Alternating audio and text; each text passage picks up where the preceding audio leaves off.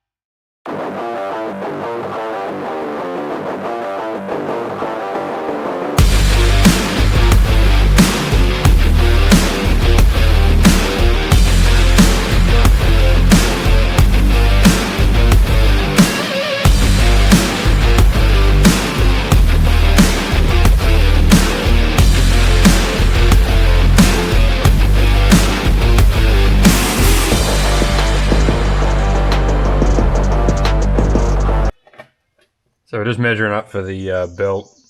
Normally if you would buy a kit, it probably comes with the right size belt or gives you a recommendation for the right size belt anyway, but we're using alternators, old power steering delete kits, so things could be out of match or out of whack here, so I'm just going to measure it anyway. So I've just put a weight on the second rib with just a string line run through, so it's on the second rib for all of these, and then comes back up, and then it just goes on the first rib with this one with another weight just hanging over. So obviously the belt's not going to run through here.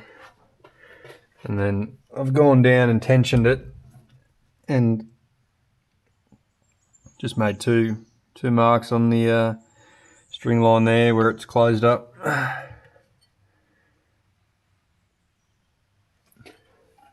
So we'll be able to, I'll get a razor blade and I'll just cut these both here. So obviously this bit we don't need, but we'll cut them there where they line up. That'll give us our size with the tensioner fully compressed. So if you came back at 2400 or something, you could probably go to a 2420. Just go over a little bit.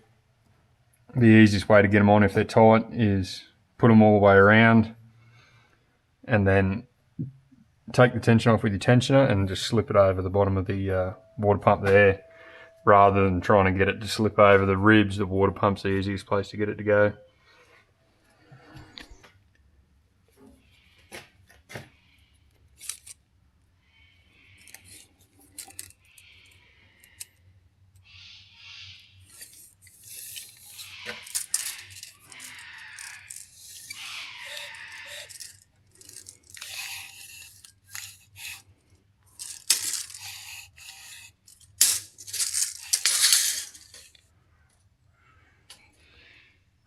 So you're looking about 1820 fully compressed, so you probably go to an 1840, 1850, 60 even. That's just on a, well, it's a VZ LS1, but VX LS1, as long as it's like this with the power steering delete and everything we got going on here, but 1820. So we'll get one of those and get that on. So I've mounted up this thermo. We're starting to pull the RB30 harness apart to get the starter motor wire out of it and delete all the old stuff from the old alternator. Go to the LS1 alternator. We've done the power steering delete, 70-degree thermostat, and stolen the hose off the CV8. Measured up the belt. Starting to get ready to run the power steering lines, the transmission lines. They go to the back to where we've mounted our pretty dodgy setup, but mounted the transcooler back here. So yeah.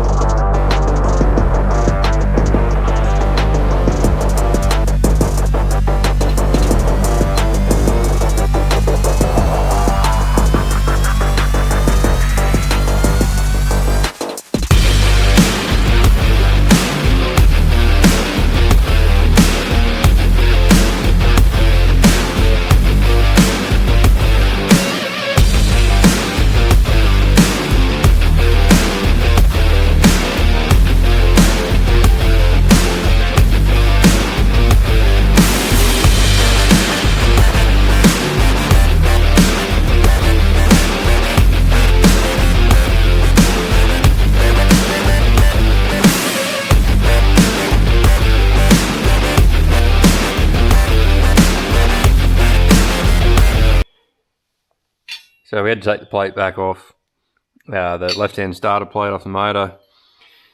So when you do the conversion to left-hand starter, you've got to notch out the side of the bell housing.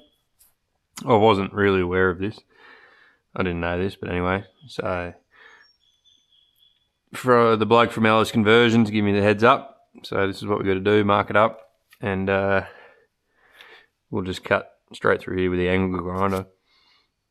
It needs to be about 30 mil. I've gone further because at the end of the day, the more clearance the better. So we also put the Aeroflow extended sump on here. I think it holds another 2.5 litres of fluid, and it's got the drain port on there as well. So try and keep the 4L60 alive for as long as we can.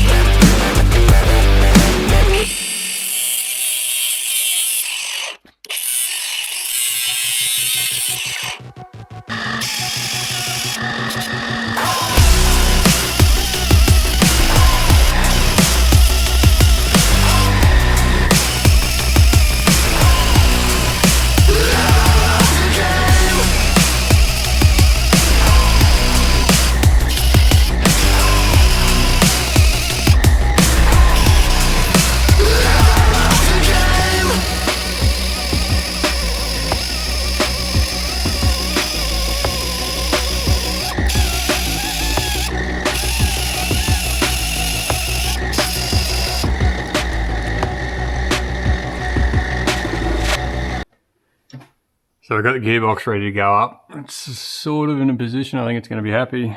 Got the sump on. We've taken the original computer, I suppose, selector off here, and we'll put the ratchet shifter on there eventually.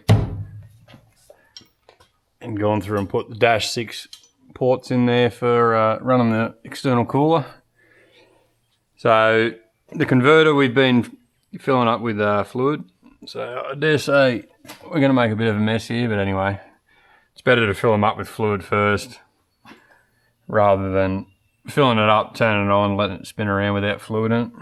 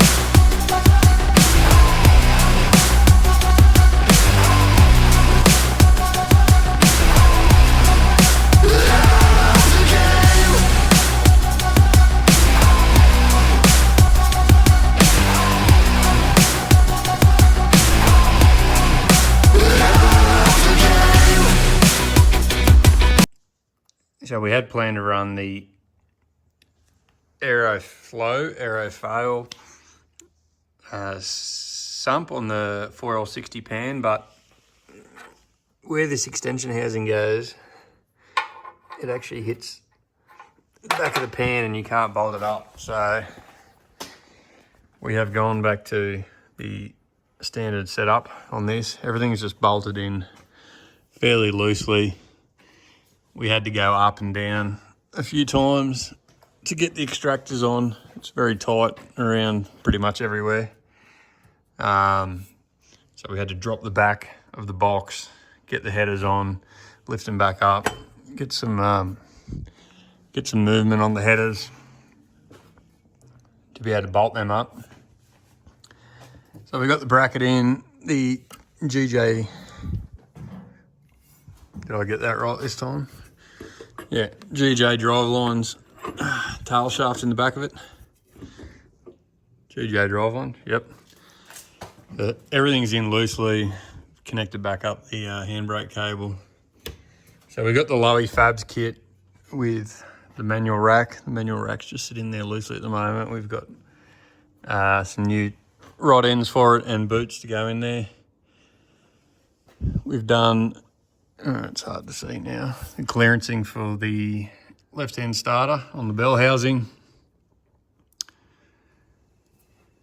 So we've got the Lowy Fabs kit in the front, and then we ended up buying the Rod Shop exhaust, which is a dual 2.5-inch single-sided exhaust.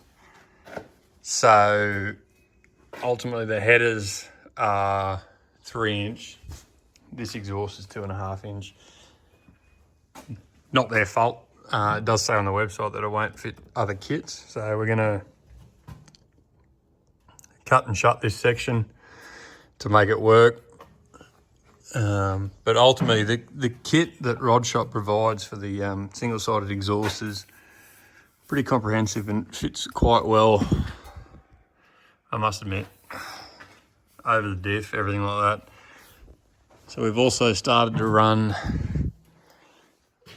as you can see, there isn't a great deal of room once you put the 4L60 in here, and we had to knock a fair bit of the tunnel out to get it to fit, especially around the solenoid.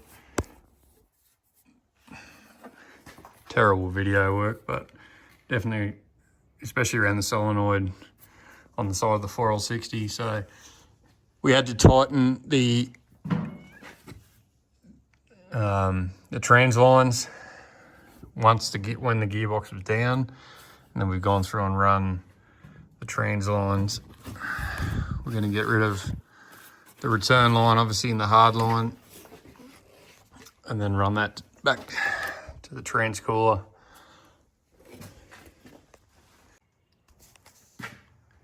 And we've also mounted up the ratchet shifter for the 4L60. Pretty generic kit. You can just buy them off eBay. They're all pretty much the same, but you do need some longer bolts. There's some spaces you put inside here. So you use the second hole on the slotted one there, and then this one here with the spaces on top, and then you hook it onto, again, can't see, but you hook it onto the second hole for the ratchet shifter, and then it will, depending on the cable length, we'll go up to the, not sure what that is, but we'll go up to the shifter in there. So we've modified the hoses on top here. That's our thermostat controller. We've got a dual thermostat controller. Just starting to get some of the wiring sorted. The return line for the fuel pressure regulator, we were going to use the factory hard line, but the factory hard line sits extremely close to the headers, so we're going to get rid of that. We'll just run another grommet through here where we've got the feed line run, and just tee into it back under the car. We'll show you that when we get there. Get under the car. So we've run some of the transcoil lines we finished off, I'll say finished off, but finished off the fuel system in the back here, the dash 4 to the 044 lift pump. So yeah, when I say we've run the lines, we've just cable tied them. Carpet will cover that, it'll be sweet. Yeah, so we just come back from Gareth's down at LS Conversions. We got the standalone harness made up. So if you need any harness work done or any standalone stuff done, hit up Gareth at LS Conversions on Facebook. So we've got like an E38 ECU with drive-by-wire, still running the 4L60 with a manual plug on it, manual shift plug. So yeah, he can do a whole range of things. He deleted the MAF, put the air intake temperature sensor on there. So if there's anything out of the ordinary you need done up, he's definitely the man to talk to.